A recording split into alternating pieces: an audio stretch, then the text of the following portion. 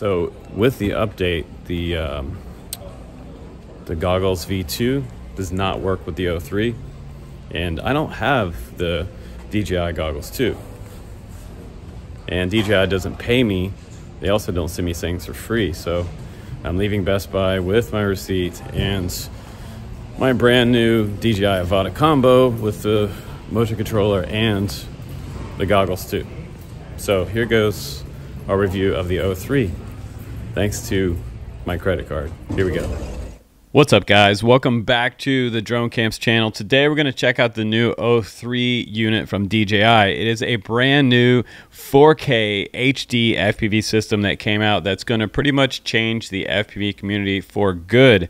Now, it may or may not be your standalone camera of choice, whether you put your GoPro on top of your drone or you just record the 4K inside the DVR on the O3 unit. Now, what I'm super excited about right away is being able to take off the GoPro. That's what a lot of us would like to do, is be able to eliminate the weight of a GoPro, be able to freestyle a little better, and be able to go out long range and not have to carry the extra additional weight of an action camera. Now, the O3 does appear to be basically a stripped down version for FPV airframes. It's very similar to the DJI Avata. They are both a 19mm by 19mm camera. It fits in a 19mm spot, but the camera around the unit itself is larger than your standard FPV camera, meaning the front where the light shroud goes around the front of this camera. Now, that is going to cause it to need a wider frame up front. So the new frames that are being manufactured right now from different companies, Geprc and iFlight are making frames. They're going to be a little bit wider to accommodate that larger lens shroud on the front of this camera. But with that extra football helmet size type of camera shroud on there, it's really going to make it a lot more durable. So as far as freestyle, hardcore freestyle goes, if you're a freestyle guy, this might actually give you kind of a better durability than having a GoPro on the top, because I've gone through 4 GoPros this year so far, FPV freestyle. So without that camera on top, everything is kind of hidden inside the frame with the O3, and we have less hanging out to be damaged. Now, they say it does work with the V2 goggles, which I have sitting right here, and my V2 goggles, even after the update, would not bind to either of my O3 units. That was unfortunate for me. I also updated the O3 to the latest firmware as well to refresh it. I refreshed the newest version of the firmware on the goggles again, and it still would not bind up no matter what I did. And if you notice, none of the other reviewers out there tried the V2 goggles. Now, I went out today to Best Buy with my own money. I bought them myself. So I went out and bought a brand new Avata motion controller and a pair of goggles version 2 for this review. So I could take this out and review it today, get it bound up to my O3, and make this happen on the day of the release. So I hope you guys appreciate that. My credit card doesn't, but now I have the goggles too, and we can continue on with the O3 reviews for you. That's literally how much dedication I have to you guys and the FPV community. Now, the O3 unit itself is a 1080p transmission. You will not get that on the V2 goggles. Those are around 800 pixels versus your 1080p at 100 frames per second. Here at 30 milliseconds, it's actually pretty good, but will it be good enough for FPV freestyle? We're going to have to find that out in later videos and more testing on the O3 on the channel as that comes up. Now, what sets this apart, obviously, from the Caddx Vista and the RunCam Link is the fact that it does have a built-in DVR. It has internal storage up to 20 gigabytes for 4K at 60 frames per second. That is freaking awesome. It also has a built-in SD card slot for memory expansion. And one of the things that make me the happiest is, well, it will bind up with the FPV controller. It will not bind up with the older black controller that's the larger one for FPV drone, but it does bind up to the newer FPV version 2 controller. And that's going to make these reviews a lot easier coming up with the O3 units. And speaking of being able to bind up to the FPV controller, this is pretty cool because it does say that it has a 10-kilometer range on here. So if you want to do long range out of the box with this and the DJI FPV controller, you can do that. So you're going to be able to fly further. Now, this camera has the same field of view as the new RunCam Wasp, but we showed earlier on the channel. It has a 155-degree field of view on the new O3. And thank God we can all now rejoice that Betaflight OSD is now native inside the goggles. And oh my God, as a reviewer, this is awesome for me. I can finally show you guys OSD from the DJI DVR on the goggles.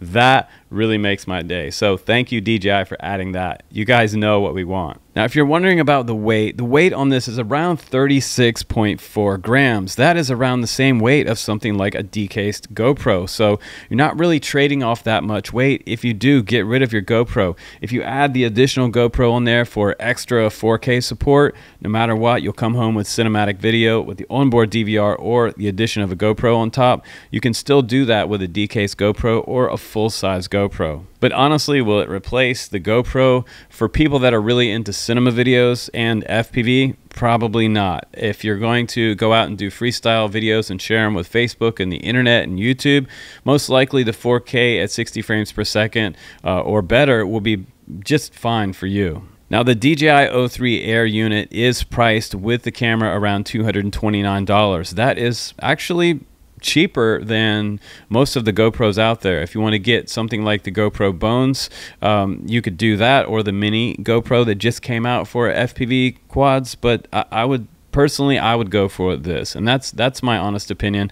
I would go for the O3 over using a GoPro from now on because, well, this is a little bit lighter setup for me, and it's just going to be a little more durable in crashes, especially if you're flying something like bandos. Now, they are making new frames right now to accommodate the air unit in the back of this unit. It's something that is going to have to be worked on as far as the new frames go because it does not have a 20 by 20 mounting point on this one. It's a little bit larger. In fact, it's 32.5 by 30.5. So they're going to have to accommodate that with the new frames. And the full camera dimension module is actually, it's going to be 21.2 by 20 by 19.5. And again, those frames will have to be wider in the front to accommodate that extra large camera in the front. And today, I didn't take mine on a flight test to give you something a little more different on the channel and from the rest of the reviews. I know there's a lot of reviews out there today and you're watching them all, but hopefully this brings value to you because while it may look ridiculous with me running around the backyard and running through the house holding this drone and just walking and running with it, I wanted you to see how well the Rocksteady 2.0 works with me actually holding the drone and running around the backyard with it. You can also see the camera quality, compare it to your GoPro. If you like to do that, you can. But what I wanted you to see was how stable this is and not showing footsteps while I'm actually carrying a drone and running around the backyard and getting my exercise for today. So no flying today on the channel, just straight up running around the backyard like an idiot with this to show you guys how the Rocksteady 2.0, the EIS stabilization works and how good it is on the O3. So without further ado, guys, as always, if you want to pick up one of these, it benefits my channel. From my link, you can grab an O3 today and start your build. The frames are coming, so you can go ahead and grab one, or you can get the new Avata or the new goggles too from my links as well. So I appreciate all you guys. Without further ado, let's go ahead and go for a run around the backyard, and you guys can see how stable the O3 is. Here we go. Now, this will be kind of a unique test for today because everybody and their dog is flying, and I'm not flying it. I'm running around the backyard, and the reason that I'm doing this and looking like an idiot is because I wanted you to see what it looks like without showing footsteps in the video. There has been other tests with GoPro Heroes in the past where people run with them, and eventually over time the EIS got so good that eventually you couldn't see the footsteps in the video. And I feel like this is a great test for the O3 because it really does show that even with me stomping and running around the backyard getting my exercise today, it shows you that it has tremendous Rocksteady on 2.0. It seems to be working great for me. So when you're flying this, you're going to get beautiful footage whether you're freestyling it or you're doing long range. And in this video, I didn't do any color changing or bumping up the color saturation or anything like that. This is just 100% stock footage, the way it looks coming off the SD card straight to Final Cut Pro. So hopefully you enjoyed this review and you got something different out of this review, guys. Please do subscribe. I'm Justin Davis, Mr. Camps, and I will see you on the next one, guys. Take care.